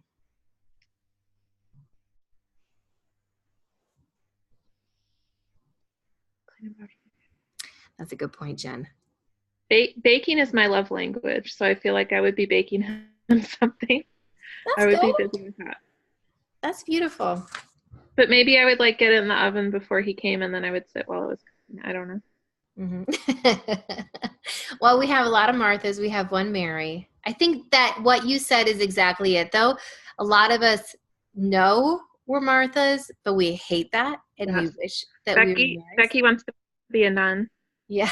I used to want to be a nun that worked at an orphanage, because then there'd be children like everywhere. I know. But if you've ever, go spend a week with nuns, and you'll realize that it is a vocational call. It is a vocational call. Yeah. Sometimes it seems sort of romantic. Yes. Yeah. I know. I spent a week with my sister, and I always feel like, oh, how romantic, no possessions. You have a vow of obedience. You don't have to stress about what your next move is. And you have scheduled prayer time where there's no other obligation. Totally. Like that. Your obligation is to pray during that time. So there's nothing else you're putting off or not doing. And you also have time where, you can just study. You don't have to worry about what you're wearing that day, because you got 2 sets of clothes that are the same. Got a uniform. But then you go and you see, and you're like, this is a vocation.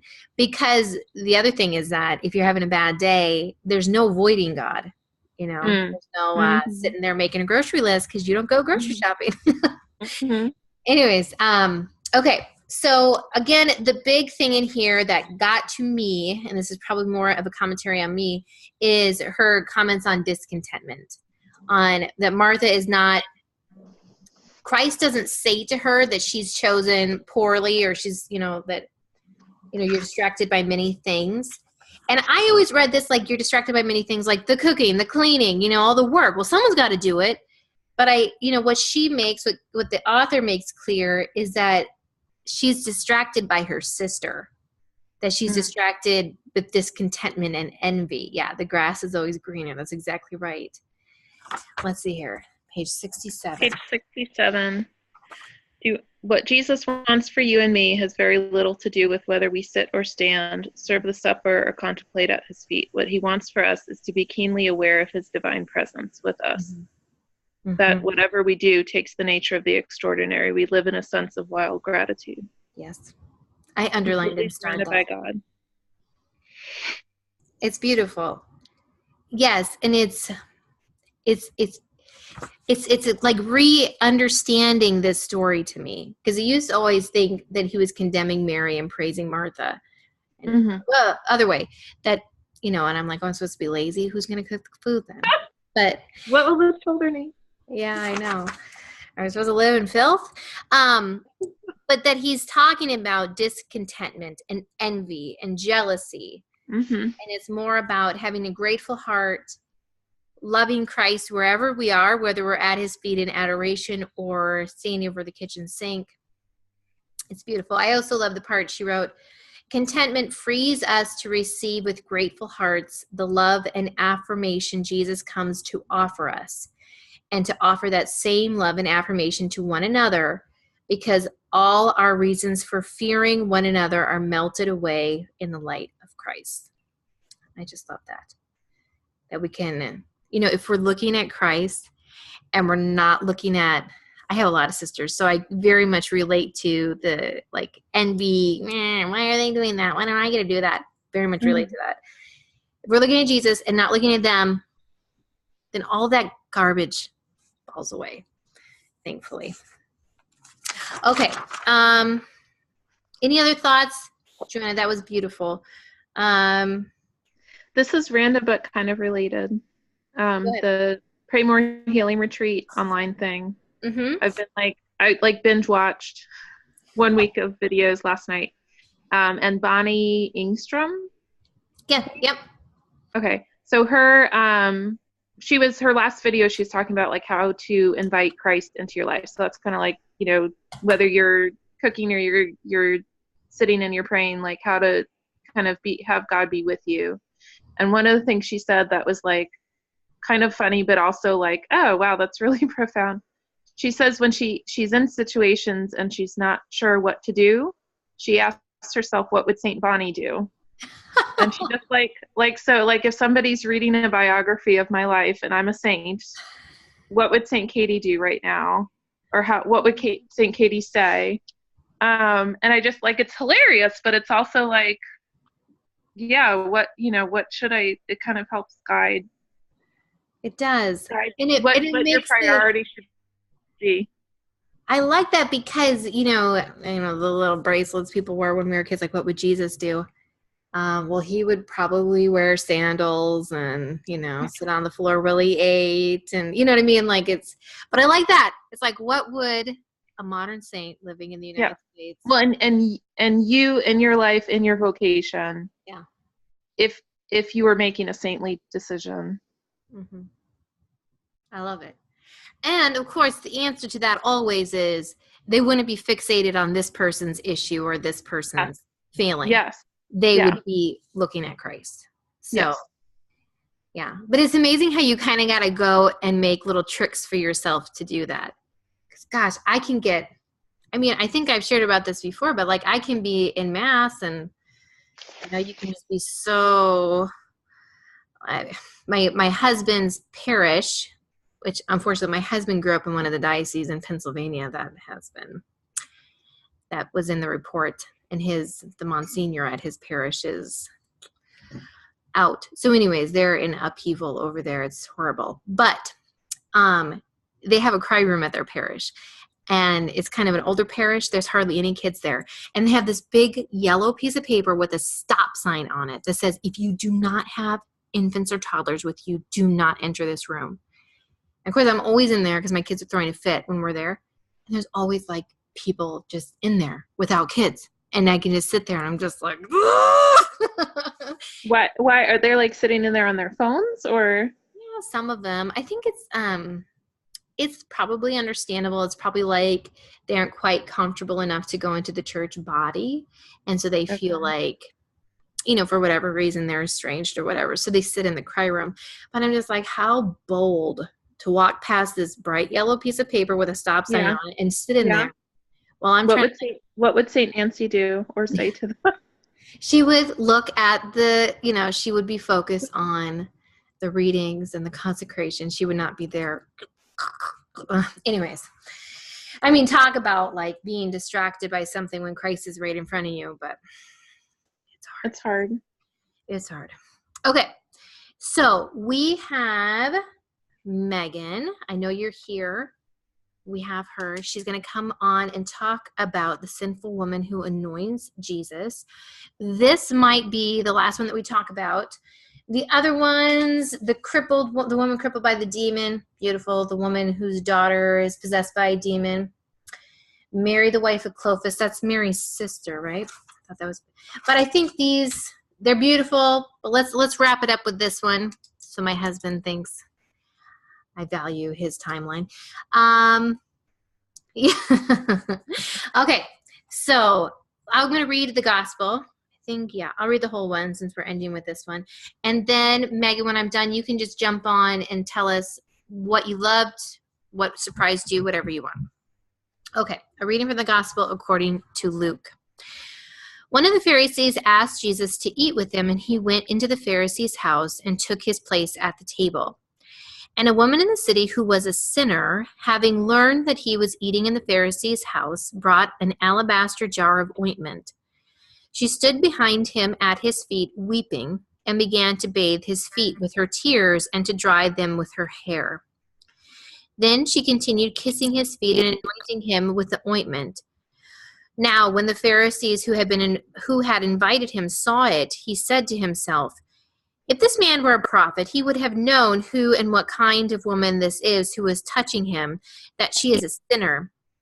Jesus spoke up and said to him, "Simon, I have something to say to you." "Teacher," he replied, "speak." A certain creditor had 2 debtors. One owed him 500 denarii and the other 50. When they could not pay, he canceled the debts for both of them. Now, which of them will love him more? Simon answered, "I suppose the one for whom he canceled the greater debt."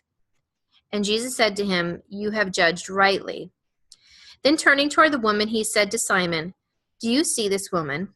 I entered your house. You gave me no water for my feet, but she has bathed my feet with her tears and dried them with her hair. You gave me no kiss, but from the time I came in, she has not stopped kissing my feet. You did not anoint my head with oil, but she has anointed my feet with ointment. Therefore I tell you, her sins, which were many, have been forgiven. Hence she has shown great love. But the one to whom little is forgiven loves little." Then he said to her, "Your sins are forgiven." But those who were at the table with him began to say among themselves, Who is this who even forgives sins?" And he said to the woman, "Your faith has saved you. Go in peace." The gospel of the Lord. All right, there we go. Okay, hi Megan. You're in Alaska, right? I am in Alaska. Yep.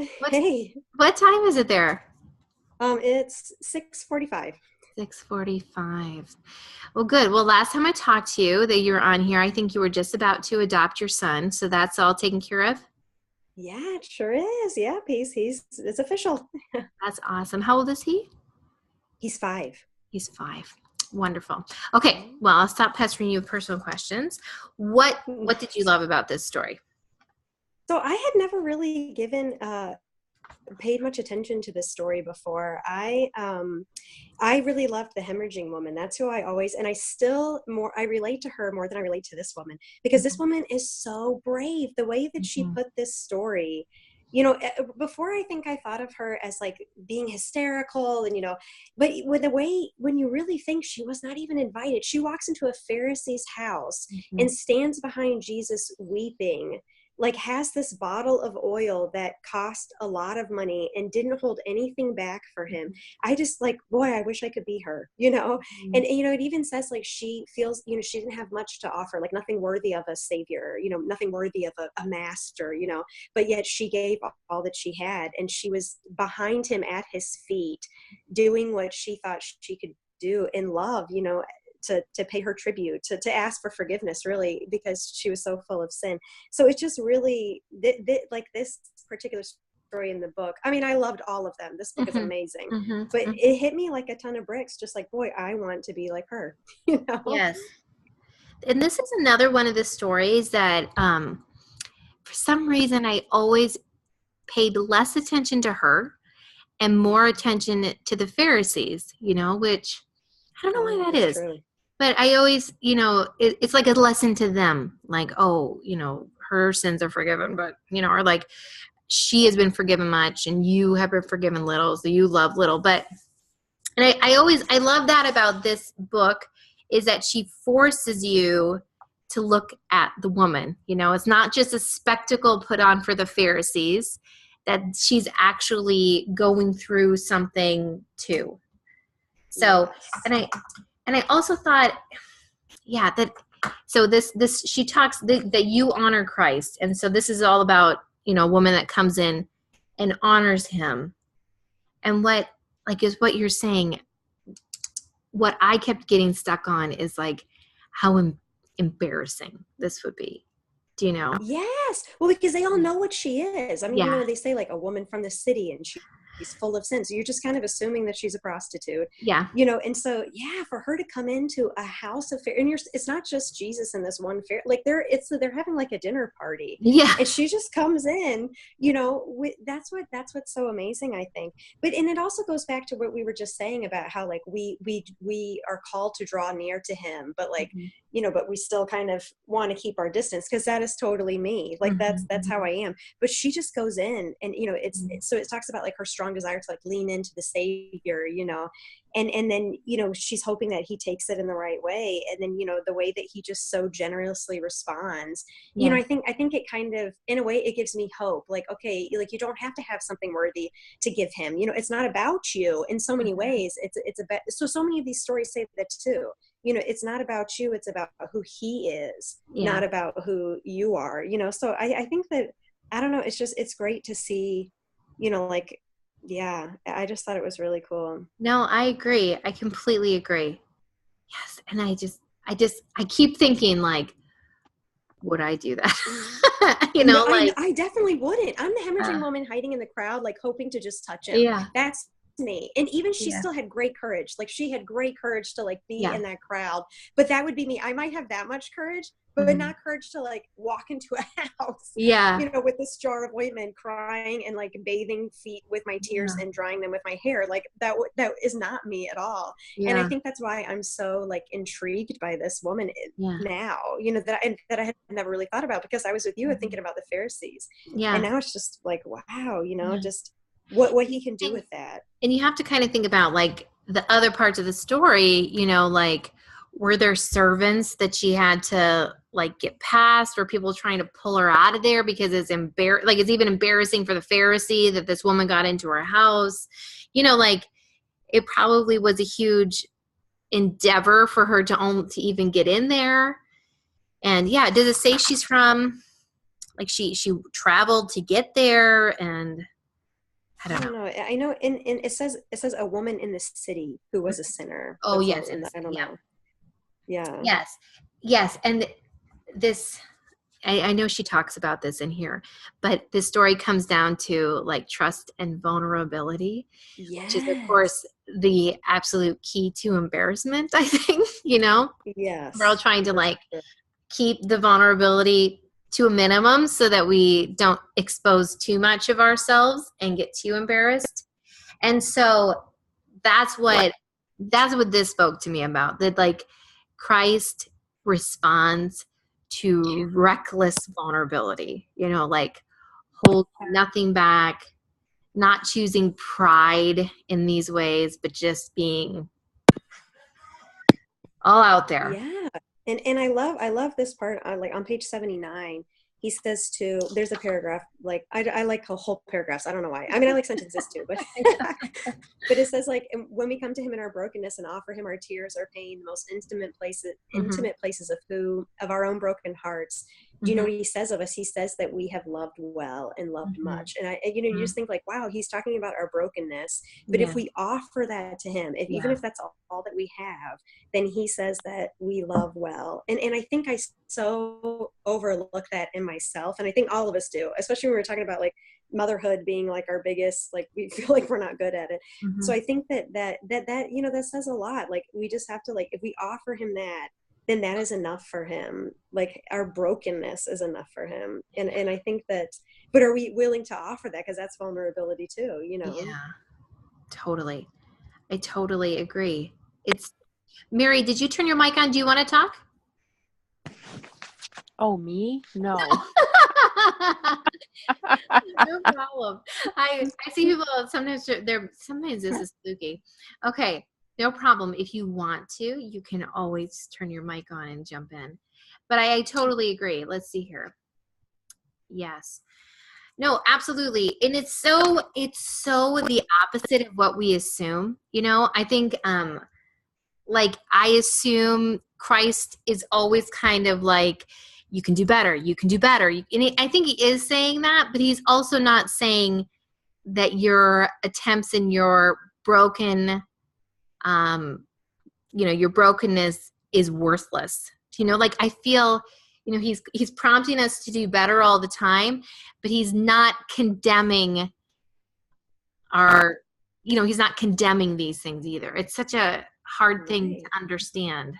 He doesn't want us to hold anything back. I think, that's the part about her spilling that precious oil, that expensive oil, so say that's all of her in the jar, and she doesn't hold anything back, she doesn't save anything for herself. So I think there's something to, like when we pour ourselves out fully, that's what he wants. Yeah. Yeah. It comes back to this, I don't know why it is, but there is like a fear of being fully known. There is still that fear. It is so, because even with the hemorrhaging woman, it's such a beautiful thing to feel that someone knows you deeply, but it's also so scary.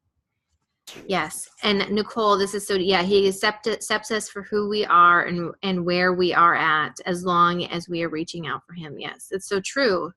Mm-hmm. It's so hard to believe though, isn't it? It's so true. It's so hard to believe.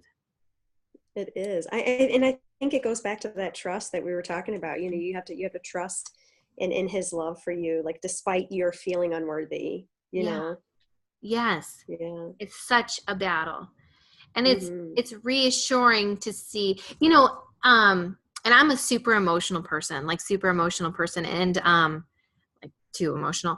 And what's reassuring to me is that like this woman who's so emotional, like it's not a bad thing, that it's still part of her vulnerability. So Alicia, do you have something to say? Do you want to jump in? I'll say about the vulnerabilities. I mean, I think sometimes we're also, being open and vulnerable with Christ is one thing, but I think we also get scared about the things we don't know about ourselves, that he knows, that we're not even aware of.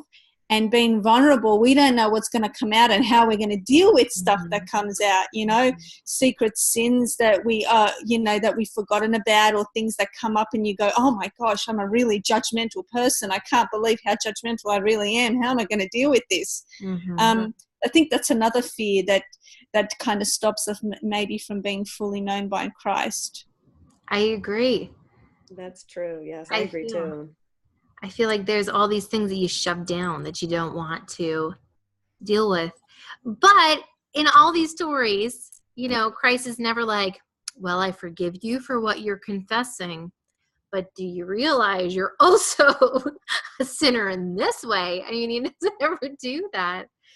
What I love is it's like, it's all gone.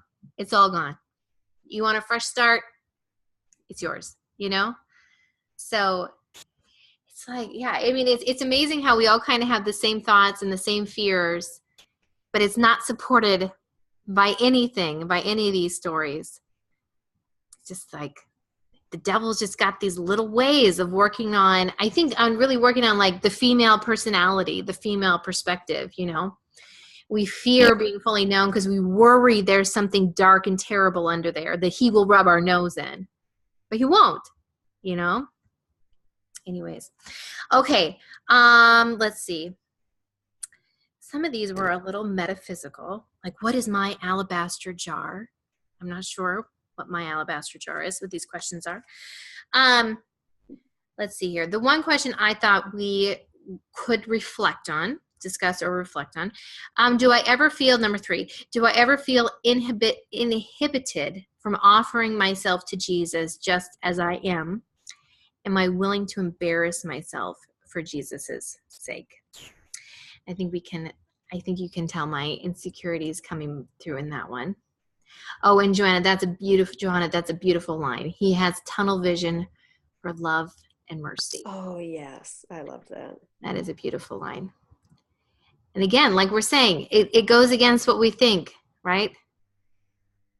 And this to me is what I need to remember when I go into confession.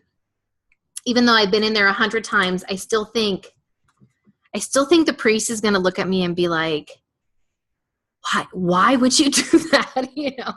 Or just be like, you've been forgiven. So I just don't know if you can be forgiven again. This is a lot. Or just, you know, just feel like you're not worthy or it's not going to come or something.